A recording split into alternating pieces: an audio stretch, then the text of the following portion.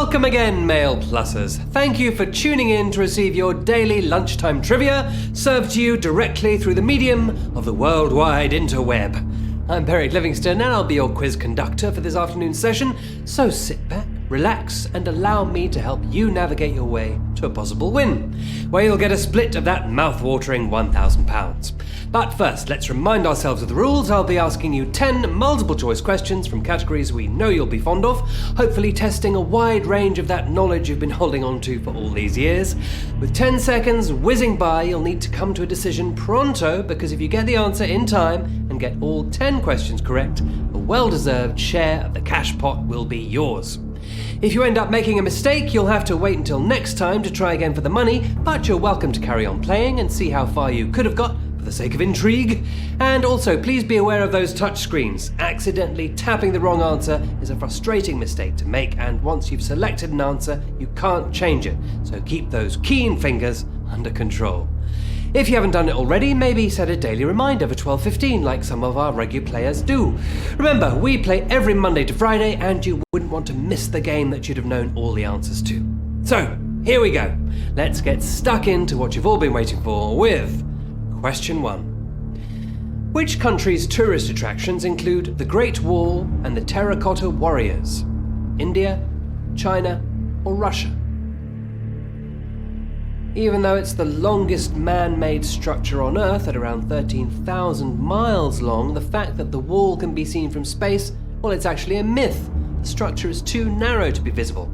That is, assuming the astronauts who tested the theory were looking at the correct country, that being China. It's also home to the honorary 8th wonder of the world, the 8,000 terracotta warriors that were discovered in 1974 by farmers digging a water well. Well done, 5,418 of you getting that one right. Question 2. In the settlement hierarchy, which of these would generally have the lowest population? Conurbation, metropolis, or megalopolis?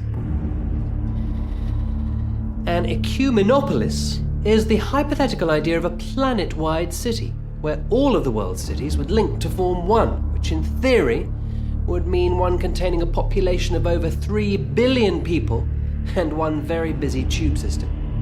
The answer you're looking for here is metropolis, which is defined as a large city and its suburbs. Conurbation is a group of metropolises, and a megalopolis, the largest in population of the three, is a group of conurbations. Phew, now that did throw quite a few of you, a little under a quarter getting that one right.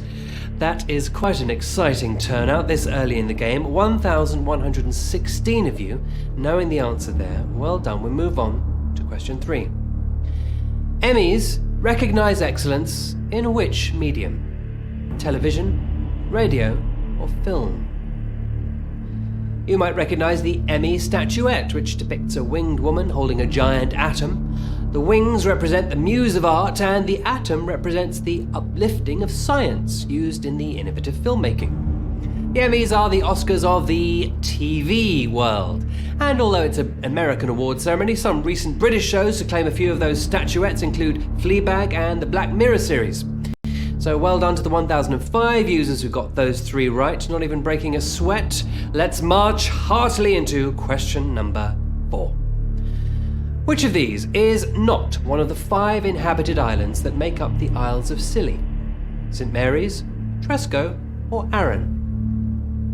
The Isles of Scilly are a chain of islands, also known as the Archipelago, and they're technically classed as part of Cornwall.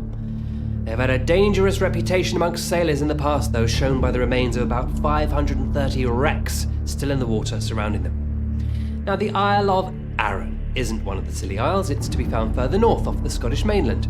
Described as Scotland in miniature, it offers a highland and a lowland, and is home to Lochranza Castle, which was immortalised in the Tintin comics.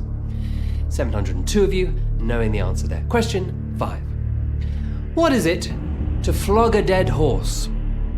Be overly harsh, pursue a hopeless cause, or get something very wrong?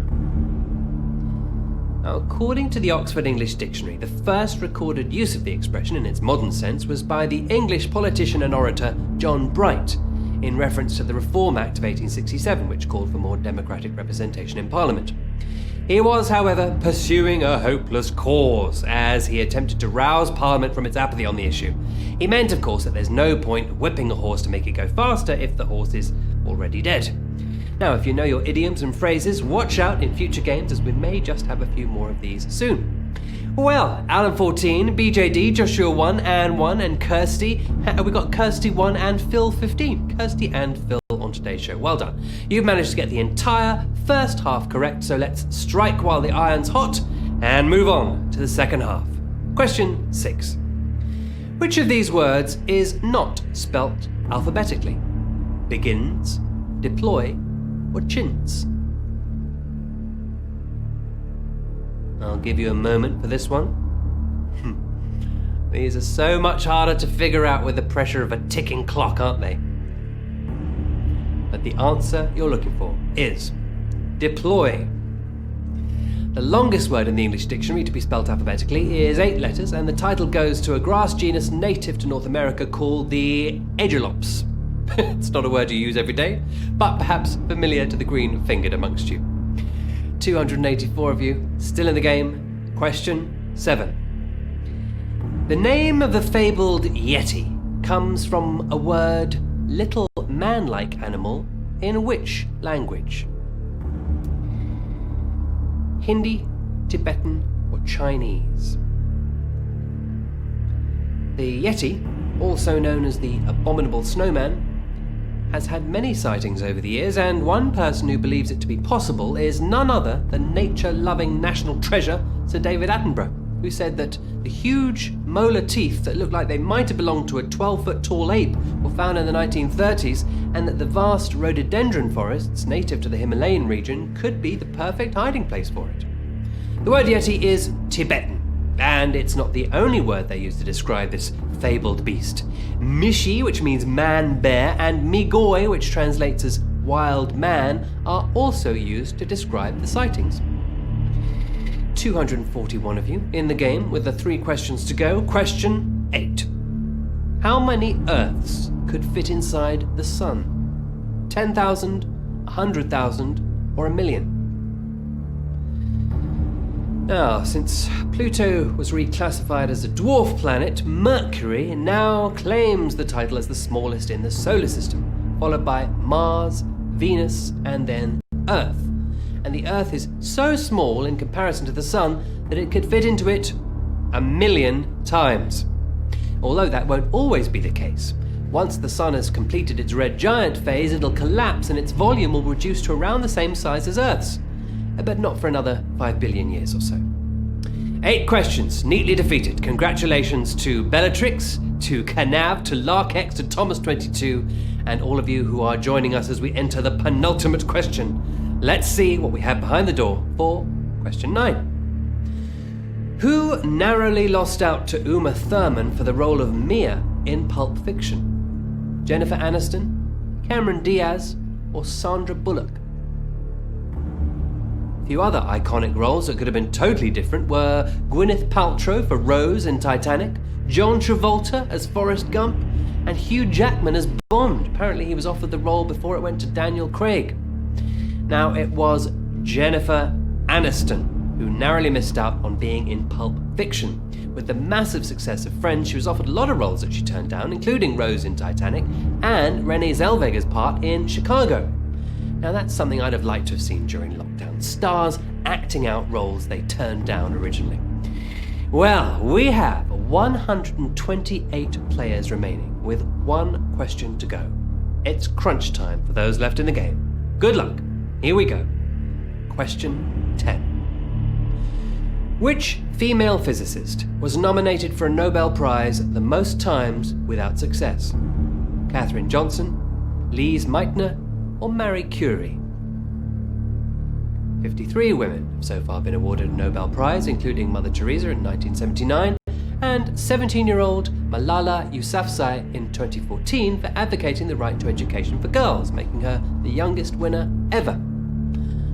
It was Lise Meitner that was nominated an astonishing 19 times for a Nobel Prize in Chemistry and 29 times for the Nobel Prize in Physics.